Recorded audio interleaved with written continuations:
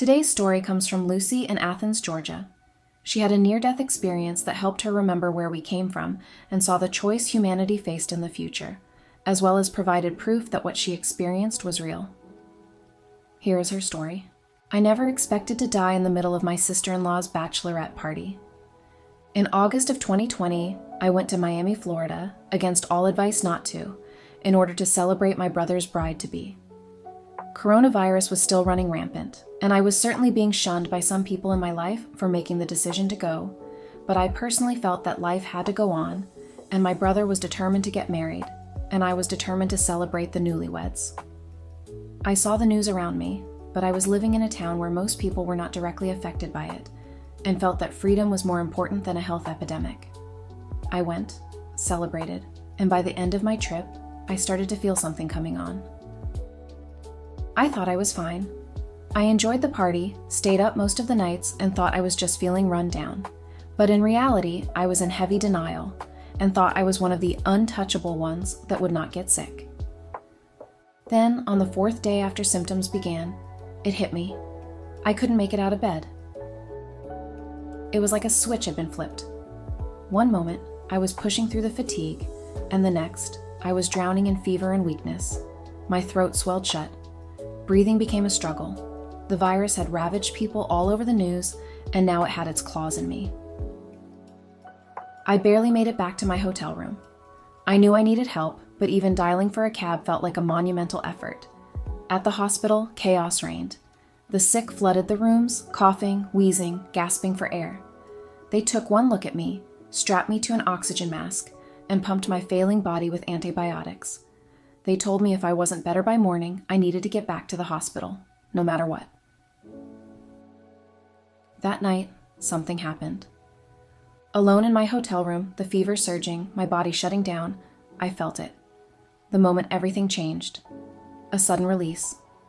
I wasn't just lying on the bed anymore. I was above it, looking down, watching myself. My body wasn't moving. It was just there, lifeless, wrapped in agony. And I was here, suspended in a glowing haze, weightless, separate from everything I had ever known. I should have panicked. I should have fought it. But instead, I felt peace. And then, the light came. Brighter than anything I had ever seen. It called to me, pulled me in, and I moved effortlessly toward it, drawn by something more powerful than thought, more powerful than fear. I was home, and then I heard the voice. Yes, Lucy, you're home. The journey was just beginning, and I had no idea what awaited me on the other side. I stood in an immense, glowing room, far grander than anything I had ever seen in my life. It almost looked like Grand Central Station, but washed in a radiant light. The vastness of it was incomprehensible, yet I felt at home, as if I had been here before, long before I was even born. Then, without warning, I was moving. No, being moved, through different scenes, transported through time itself. 4 spiritual beings were there. They led me through the room, making me feel safe and loved. They weren't just showing me my life, they were showing me everything. I witnessed wars I had never lived through, events I could not have possibly been part of. The past unfolded before me in vivid, heartbreaking detail, then twisted into the present, and then the future. And what I saw there shook me to my core.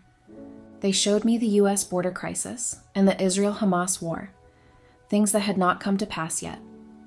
I remember being ripped through time, being right in front of all the fighting. I tried to run, screaming, "Stop! There are children dying!"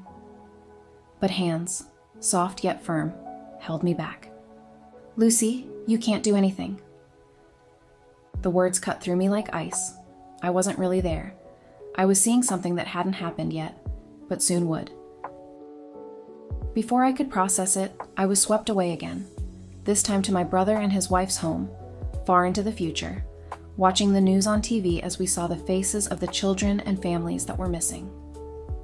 I saw myself sitting there, helpless, watching the chaos unfold on television. I screamed at them, at me, "Don't just sit there, do something." But no one could hear me. I was trapped, watching the inevitable, powerless to change anything. And then, everything changed again. The scenes began to flicker, faster and faster. I saw war zones in Korea, Ukraine, cities in flames. The future unraveled before me, accelerating into something beyond comprehension. It felt like being inside a living movie set, watching the sets and actors change, and where time and space had no meaning. They showed me 2 possible futures. One was horrifying. Destruction, suffering, entire civilizations reduced to ashes. A world that had spiraled into chaos, like something from Dante's Inferno. The other? A world of light, peace, understanding. It is a choice, they told me. Humanity always has a choice. Then they brought me to the final level. A presence, radiant, overwhelming, and filled with love, surrounded me. Angels, beams of pure light, stood before me, their voices like music. They spoke of sacred truths of life, truths so profound I could feel them reshaping my very soul. Service, intuition, choice, the warnings, love. The universe itself seemed to breathe through them, guiding me, teaching me. I saw signs and symbols, flowing like crystalline rivers of light around me, patterns that pulsed with an intelligence far beyond human understanding. The symbols meant something. The universe was built on them, and they told me to pay attention, especially to 47. It would be significant to me. This is your alert system, they said. Pay attention to it. It will guide you. And then a final presence approached me, gentle, glowing. She radiated warmth, love, and understanding. "Lucy, you must return," she said. The words echoed through me like a distant storm. The radiant being stood before me, her light unwavering, her voice gentle but firm. I shook my head. "No, please. I'm home. I'm finally home in the light of our Lord. I feel love like I've never known. Don't take this from me." I pleaded. I begged. But she remained still, her presence both comforting and resolute. "You understand the sacred truths of life," she repeated. "You must return." I clung to the warmth, the serenity of this place. Nothing in my earthly existence had ever compared to this feeling. Why would I go back? Then she spoke words that sent a shiver through my very soul. "Your niece is waiting. You must return." My mind reeled. At home in Georgia, my sister was about to have a baby. In the middle of this chaos, my brother was going to get married and my sister was about to give birth. The thought of them pulled at me, yet I still resisted. "No," I whispered. "Please, not yet. Not now." She gazed at me with infinite understanding, and then she said something that froze me in place. "I am the other half." The words didn't make sense. The other half? Then, with a voice filled with certainty, she said one last thing before the light around me shattered. "Remember your twin." The words echoed through me, and suddenly I felt myself falling, ripped away from the infinite, sucked back into my body like a diver being yanked from the ocean's depths. I was pulled backward through a vortex that was far less peaceful than the way I had arrived. My soul twisted through dimensions, through time itself, until I slammed back into my physical body like a stone plunging into deep water. I gasped awake in my hotel room, drenched in sweat, my lungs still burning from the sickness that nearly claimed me. But I was alive, and I would never be the same again. And then, nothing. No air, no movement, just silence. I lay there, completely paralyzed. My lungs burned, my body numb, as if I had drowned in an ocean of light and was only now washing ashore. My mind screamed at my limbs to move, but they would not obey. Then a sudden, desperate gasp. I breathed. Air rushed back into my body, scorching my lungs like fire, but it was life. I was alive. Minutes passed, agonizing, endless minutes, before sensation crept back into my fingers, my arms, my legs. A tingling, a slow return.